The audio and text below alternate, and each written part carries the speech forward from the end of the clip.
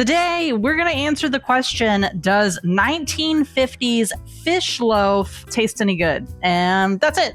That's the hook. If you don't want to watch, then, bye.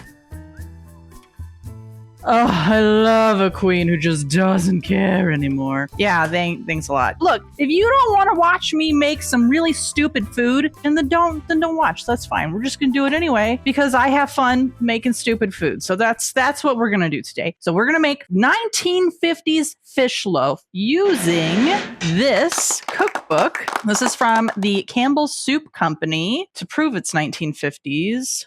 Copyrighted 1950. Boom. Legit old school. So this is Easy Ways to Good Meals, 99 delicious dishes made with Campbell's soup. And I was really interested in this cookbook for two reasons. First of all, I love soup. And second of all, I'm super duper lazy. So anything that's like easy to do, sure, sign me up. Let's do it.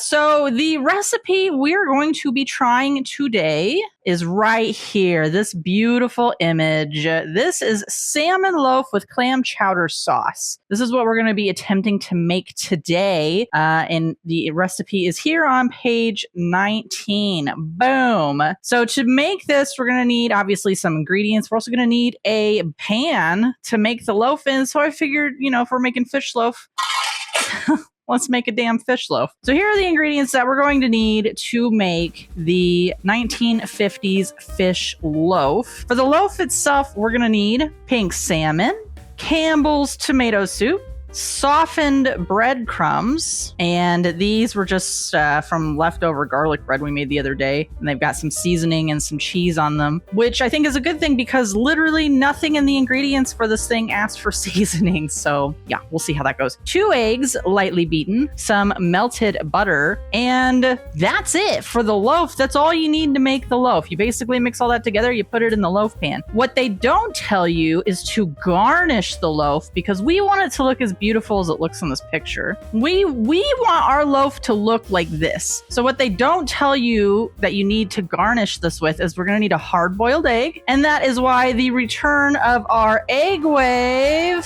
Thanks for having me back. Yeah, that's our cursed egg wave. So excited. We're going to try and hard boil an egg in the microwave with that guy. I'm sure it'll work out just fine. And then we're also going to need lemon and parsley. They've got like what looks like curly parsley, which I didn't have. I just have Italian parsley. And then I've got a really old lemon, but we're just going to garnish with it. So it doesn't matter, right? Boom. There you go. That's everything we're going to need to make the fish loaf itself. And then on the side, there is a clam chowder sauce. The clam chowder sauce is even easier than the fish loaf. It is half a cup of milk and Campbell's clam chowder, and that's it. That's all the chowder sauce is. So they got the easy part of this right? It is easy, and it has Campbell soup in it. So far they're delivering on exactly what they say they're going to deliver on. So let's go ahead and make this damn thing and see if it tastes any good. So it says heat oven to 350, pull out salmon bones and dark skin, flake, combine with remaining ingredients, and then place in a greased loaf pan, bake at 60 minutes. That's it. This is so damn simple. I don't even think I'm going to need to look at that again. Bakey.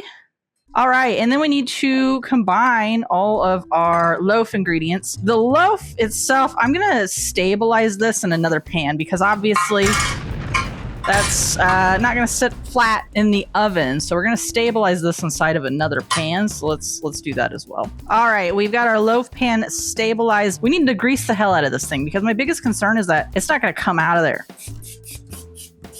greased. All right, first ingredient. Oh, that was horrible. That was. I hope that actually sounds like it did, because it smells like crazy cat food in here. Seriously. So it says we need to pick out the dark meat and the bones, but I don't think I'm gonna do that. Well, there are bones in here. I've never worked with canned salmon like that. There are legit like bones and junk in there. All right. Well, let's keep looking for bones, I guess. So here's all of our bones. Well, some of them that we picked out. Gross. Okay. In here, we're also going to put... Here, Maffinzy, you hold the cookbook, please. Gotcha, boss. We're going to put our soup. Boom. Oh, wow. I'm so excited about this. We're going to put in our breadcrumbs, our eggs, lightly beaten, and then our melted butter. And then let's stir it all together. Yay! Ugh. Isn't this looking beautiful? Our oven's preheated, so let's pour this into our mold. Make sure we get this fully in there. You know, we want it fully covered in there. So, ta-da! We're going to put that on another pan so that if it overflows, we don't hate ourselves. At least he's pretty sturdy in the bread pan, so that's good news. All right, this goes in the oven for 60 minutes. Good luck, little salmon buddy. All right, so to heat up our sauce, clam chowder sauce, all this calls for is a half a cup of milk and clam chowder soup. And it says to heat that until warm, but don't boil it. So we will do as instructed. The last thing we need to garnish with is our boiled egg, our hard-boiled egg. I looked up some directions on the internet on how to do this. And supposedly, you take the egg, you cover it with salt water, you put it in a microwave-safe dish, and I figured, why not use the egg wave? That's exactly what he's good for, right? So he's closed up. Now, the instructions said to put this in for 4 minutes at 50% power to start. Bye-bye, egg wave. We'll see what happens. Well, the egg wave is boiling over. Look at this. Boiled all over. This is hot. And now would have been a great time to use the caddy that it fucking came with. But, you know, I'm not here to do things the smart way. I'm here to do things, you know, the lazy way. Ow. Putting this back in. It definitely boiled over more. Let's take this bad boy out. Last part of the instructions are to put it in a ice water bath. So there's the egg. Yeah, a lot of the water boiled out. It smells hard boiled. I don't know if that means a good thing or not. And put it in our ice bath. Well, we'll see what happens. The egg's been in the bath for like, I don't know, 10 minutes. So I think now is the time to test and see if our egg actually hard-boiled in the microwave. It feels hard-boiled. Let's find out. Oh, no. Oh, wait. Oh, I thought it didn't, but actually look at that. There's like a divot in it. Bizarre. Yeah, the film like does not want to come off of it. All right, it did not peel very well. Didn't peel into the prettiest thing at all. It's got this weird like indent. I don't know what that's about. Let's slice it. Did the yolk cook all the way? Ew! No, it did not. Ew, look at that. Oh, it's gross. Oh, no. Would not recommend making eggs or boiled eggs in the microwave. I'm going to make a real hard-boiled egg the real way. You don't have to watch that. So I'm just going to do it on the side real quick. But yeah, confirmed. Don't do that. Unless this was just like a bad egg, maybe. But like, I guess it could have been a bad egg. I don't know. I don't know if this was overcooked or undercooked or what happened here, but that's unfortunate. So we're gonna throw that away and we're gonna make a real one. Alrighty, we are taking the salmon loaf out a little bit early. So let's grab this bad boy and see what it looks like. We're killing it about 3 minutes early, so not crazy early, but oh goodness. Oh, holy moly. It looks interesting. We'll see if it holds together when we flip it out of the pan, but I'm gonna let that cool off for a couple minutes before we see if it flips out or not. All right, while we're waiting on the salmon to cool, I'm going to attempt to cut the lemon like it's cut in the picture. This lemon has seen better days. They do like a little, like a swirly cut on it. I really don't know how to do that. So, I guess I could have looked up how to do this instead of just awkwardly chopping at this lemon. I think I might just go with wedges because I don't know how to do the like cool curly Q thing they did. I think you have to have like special skills for that. I definitely don't have special skills. And let's just do wedges. Let's just do wedges. But we'll arrange them so they're pretty. It'll be fine. Why does nobody believe me when I say it'll be fine? You know what I mean? There. Lemon's ready to go. He looks beautiful, doesn't he? Delicious looking. Forgot about our sauce. I will say, worst case scenario, if the salmon loaf sucks, I'll just be eating clam chowder tonight because I do love clam chowder. All right, I'm tired of waiting. Let's see if our actual hard-boiled eggs, the real way, are a little better than the other one was. So here's what I'm thinking for our egg garnish. I'm gonna cut in half. Look at that, perfectly cooked. Why would you do it any other way? Screw the microwave. And then we're gonna do slices. We'll see how far one egg gets me, but if we need an extra one, we got an extra one. Last but not least, our parsley. So here's our garnish stuff all ready to go for us. Garnish, now is the moment of truth. We are going to see if this is gonna come out or not. I do that. All right, the outer one's not too bad. So we're gonna flip. I'm gonna take off in layers, I think. Layer 1, layer 2.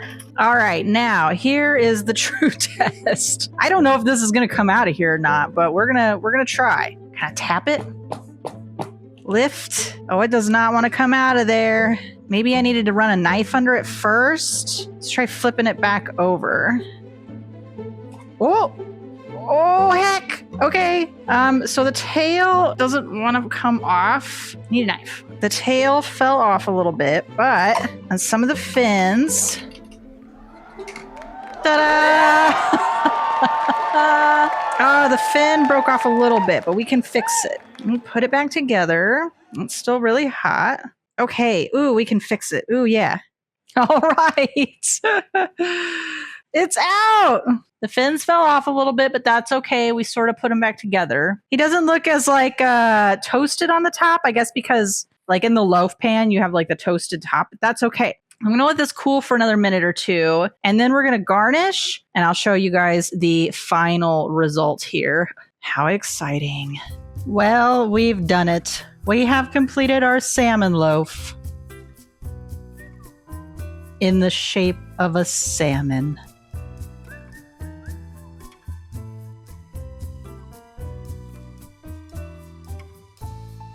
Complete with egg fins, lemon and parsley garnish, the clam chowder sauce on the side, and he looks like he's done seen some shit, you know what I'm saying? This might be the dumbest thing I've ever made. I've made a lot of really dumb things, so that's exciting. Last but not least, we need to eat them. Let's get a fork. Now, we are finally going to answer the question, is 1950s fish loaf disgusting? And I think I need to get a little bit of everything in there. Now, they don't make you do the hard-boiled eggs, like the regular recipe doesn't call for those, but that's how it's garnished in the photo, so I felt like that was necessary. So let's get a little bit of everything. His face, let's do an egg, and let's get a little bit of our sauce on top. 1950s fish loaf going in. Honestly, not the worst thing I've ever eaten. It tastes like salmon. There's not a lot going on because there's just like the recipe called for exactly 0 spices or salt and pepper. Nothing. I think this could do with a little bit of pepper, honestly. But that said, maybe it's just because I'm hungry. Let's try it without the sauce. So just the salmon loaf and his egg eyeball. I mean, look, I like salmon. Was there a reason why this wouldn't turn out good? I don't know. I was very skeptical. I really felt like this was going to be disgusting, but honestly, it's not bad at all. And I think I'm gonna eat this for dinner, like no joke. Let's take a bite, just the salmon. No egg, no sauce, just salmon. It's kind of like a crab cake. It really could have used some seasoning. Pepper would have been good in there. Maybe a little bit of like oregano or something, but not sad. I'm truly not mad at that. That's actually pretty good. So I'm gonna eat the rest of that. What weird crap should we make in the kitchen next? We have a whole cookbook, and that turned out actually good. So maybe we should try some more from the cookbook. What do you guys think? I don't know, darling, but I'm ready to see what weird stuff you come up with next. Yeah, me too. Or if somebody else has like ideas, that'd be great. Agreed. Come up with some. Let me know. Let me know down in the comments. What weird crap should we make next? I'll eat it.